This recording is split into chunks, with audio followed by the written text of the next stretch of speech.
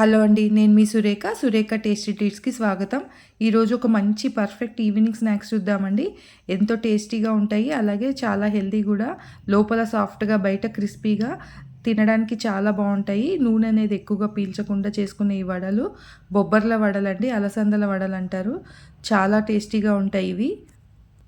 ఈ చల్లటి వాతావరణంలో వేడిగా చేసుకొని తింటే చాలా బాగుంటాయండి. తప్పకుండా ట్రై చేయండి.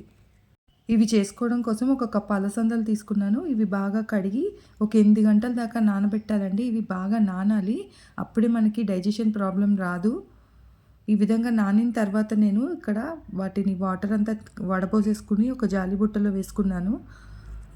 దీనిలో పచ్చిమిరపకాయలు మీరు కారానికి తగ్గట్టుగా వేసుకోండి. మీరు కొద్దిగా కారం ఎక్కువ తినేవారైతే ఇంకొంచెం పచ్చిమిరపకాయలు వేసుకొని కొద్దిగా బరకగా దీన్ని గ్రైండ్ చేసుకోండి. చూడండి, పిండి ఈ విధంగా ఉండాలి. మరి ఎక్కువ మెత్తగా కాకుండా ఈ విధంగా చేసుకున్నట్టయితే చాలా క్రిస్పీగా వస్తాయి. గ్రైండ్ చేసుకున్న ముద్దని ఒక గిన్నెలోకి తీసుకోండి. ఇప్పుడు అందులో సన్నగా తరిగిన కొత్తిమీర ఒక కట్ట దాకా వేసుకోండి.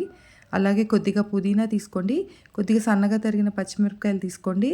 అలాగే చిన్న ముక్కలు అల్లం ముక్కలు తరుక్కొని వేసుకోండి.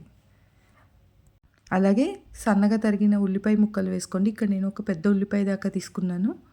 వాటిని సన్నగా తరుక్కొని వేసేసుకోండి. రుచికి సరిపడా ఉప్పు వేసుకోండి. ఇప్పుడు మనం వేసినవన్నీ కూడా మంచిగా కలిసేటట్టు బాగా కలుపుకోండి. ఉల్లిపాయలన్నీ కూడా చక్కగా కలిసిపోవాలి పిండిలో. ఆ విధంగా చక్కగా కలుపుకోండి. తర్వాత డీప్ ఫ్రైకి సరిపడా ఆయిల్ వేసుకోండి. ఆయిల్ మంచిగా వేడెక్కాక ఒక అరిటాకు మీద కానీ లేదా ఇలా చేతికి కొద్దిగా తడి రాసుకొని ఈ విధంగా మనం తయారు చేసుకున్న పిండిని వడల్లాగా ఒత్తుకోండి.